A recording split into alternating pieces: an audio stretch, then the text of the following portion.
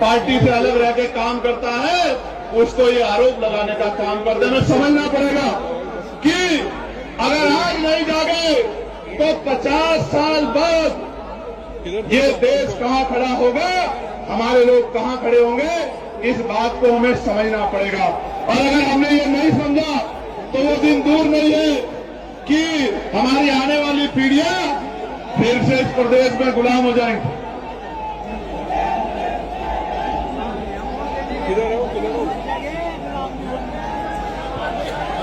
प्यारे साथियों, हमारी लड़ाई कोई साधारण लड़ाई नहीं है। मैं स्पष्ट करना चाहता हूं, हमारी लड़ाई किसी की पूंछ बनने की नहीं है, हमारी लड़ाई मूंछ बनने की है। मूंछ का मतलब स्वाभिमान सम्मान के जीवन की हमारी लड़ाई है। बहुजन समाज के मान सम्मान और स्वाभिमान की लड़ाई है, क्योंकि पूंछ कितनी भी लंबी क्यों ना हो, आप सब लोग जानते हैं पूंछ कहां लगती है, और मूंछ कितनी भी छोटी क्यों ना हो, मूंछ कहां सकती है, आप इस बात को जानते हो।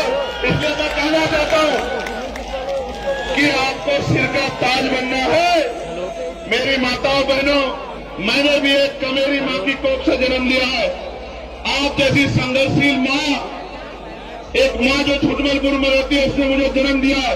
मैं विश्वास दिलाता हूं, गौर से सुनना, ये आपका बेटा आपको विश्वास दिलाता है कि ना मान सम्मान से समझौता करूंगा, ना बिकूंगा, ना रुकूंगा, ना झुकूंगा, जब तक लहू का आखिरी कतरा है आपके लिए लड़ता हूं। मैं अपने संत समाज के लोगों से भी कहना चाहता हूं, आपको याद होगा दिल्ली के तुगलकाबाद का गुरु घर का आंदोलन, लाखों लोग इसी तरह रामलीला ग्राउंड में पहुंचे थे और जेल जाना पड़ा था। लेकिन संत गुरुओं महापुरुषों, मैं आपको भी कहना चाहता हूं, गुरु महाराज जी के बेगमपुरा राज का सपना और उनका दर्शन, रविदास मानो सुखी सुकर है तो खाओ, एक सु स्वराज माई दूसरा मरगट गाओ। इसका मतलब ये है कि सुख शांति का जीवन जीने के दो ही रास्ते हैं, जीते जी सुख शांति मिलेगी स्वराज माई अपने राज में, और मरने के बाद मिलेगी कब्रिस्तान शमशान घाट में। तो मैं आपको भी कहना चाहता हूं कि आप इस अलग को घर घर तक पहुंचाओ, और जो मुस्लिम समाज यहां आया है, मैं उनको भी कहना चाहता हूं, जुल्म इतना बुरा नहीं जितना जुल्म के सामने खामोशी है। बोलना सीखो, वरना आने वाली पीढ़ियां गूंगी बहरी हो जाएंगी, और खुदा भी उस कौम की हालत नहीं बदलता जो अपनी हालात को बदलने का प्रयास नहीं करते। मेरे लोग, प्यारे साथियों, आप मुझे जानते हो नहीं जानते हो, मैं वही चंद्रशेखर आजाद हूं जिसने 16 महीने जेल काटी है। याद है नहीं याद है? मैं वही चंद्रशेखर आजाद हूं जो एनआरसी में झंडा लेकर जमा मस्जिद पे खड़ा था, ये बताने के लिए कि आप अकेले नहीं हो, इस देश को बचाने में मैं आपके साथ। मैं वही चंद्रशेखर आजाद हूं जो दिल्ली के तुगलकाबाद रविदास गुरु घर के आंदोलन में 96 लोगों के साथ जेल गया था, जिसकी पीठ में जितनी हड्डियां नहीं, पुलिस ने उतनी लाठियां मार मार के मेरी हड्डियों को तोड़ने का काम किया। प्यारे साथियों, मैं वही चंद्रशेखर आजाद हूं।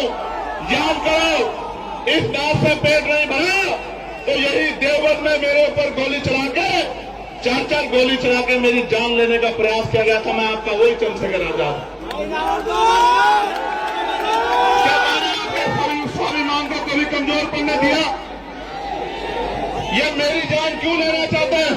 क्या मैंने इनकी जमीन छीनी है?